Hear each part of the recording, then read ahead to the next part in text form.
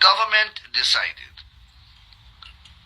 to, in a limited way, begin the distribution of the digital ID cards to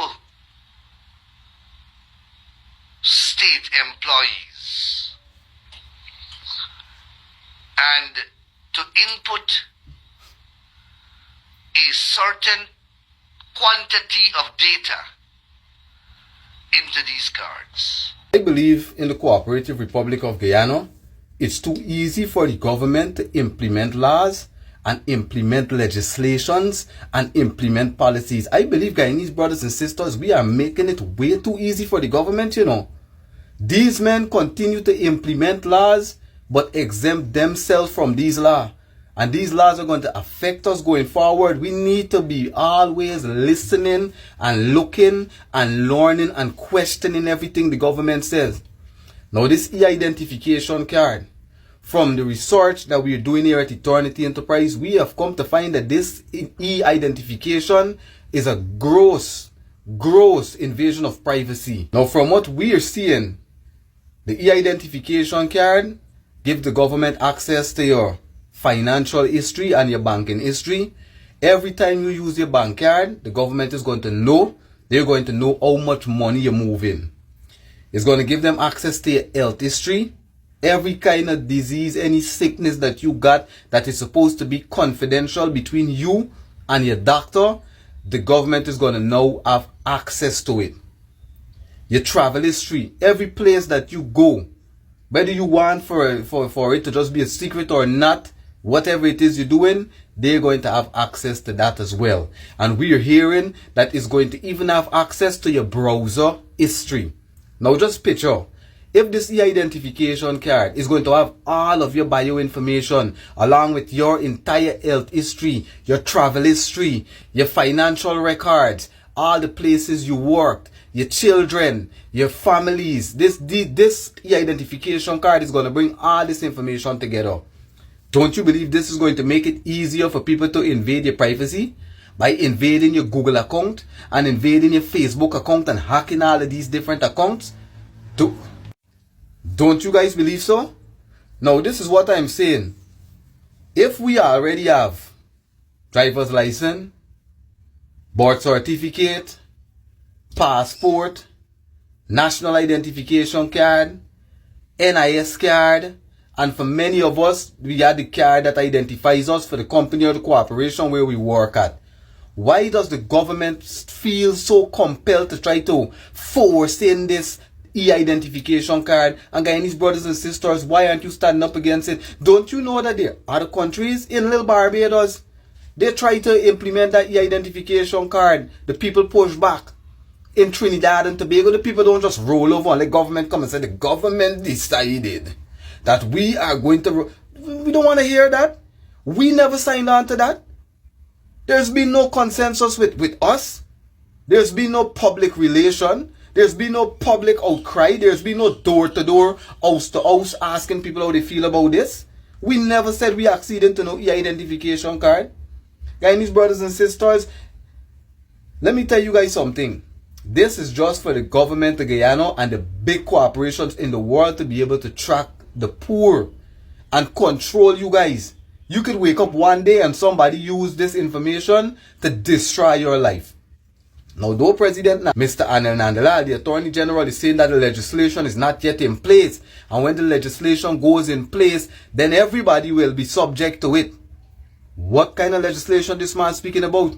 Guyanese brothers and sisters, does the majority of Guyana accede to having all of your information from your past and stuff from your future, stuff that you kept secret from your wife, you kept secret from your mother, you kept secret from everybody, in the hands of the government? Does more than 60% of Guyana accede to this? Because the way Mr. Nandlal is speaking as if the entire public said yes to e-identity. We never said yes to it. As a matter of fact, I am saying an astounding no to it. We have enough identification cards. We have enough ways of identification in this country, and I don't see the need for no e-identification card, for no government to be tracking me everywhere I go and everything I do. Who tracks these people? And then you hear Mr. Nandalal, very rich, or when the legislation is introduced, everyone will be subject to it. Well, Mr. Nandalal, why don't you obey the law? Why don't you obey the legislation? When the teachers struck, and we had to take you guys to court, Justice Sandel Kisoon said the strike, after examining the substantive evidence, said the strike was both legal and justified because the government moved discriminatorily against the teachers union when you decided to threaten us to cut our salaries and remove the service that takes out the union dues for the Guyana Teachers Union. Justice Sandel Kisoon said that your government should immediately start back deducting the union dues on behalf of the Guyana Teachers Union. The government refused to do it, Mr. Nandalal. Just recently, it was in the news, there was another filing by the Guyana Teachers Union asking for you to comply with the court's order, and it still hasn't been resolved. So the legislation clearly, Guyanese brothers and sisters, is for the Guyanese. I could have sworn that the legislation controls everybody that in that country. But you guys can see the government above the legislation and the friends and family of them. The Guyanese critic would have been ordered, given a gag order, cease and desist from mentioning Azzeddine or Shell Mohammed on his press conferences and his lives. Would have had to pay a lump sum of money. And today the critics say anything you want about Azzeddine Mohammed and about Nazir Mohammed. Where is the legislation for this? Where is the obedience to the law, Attorney General?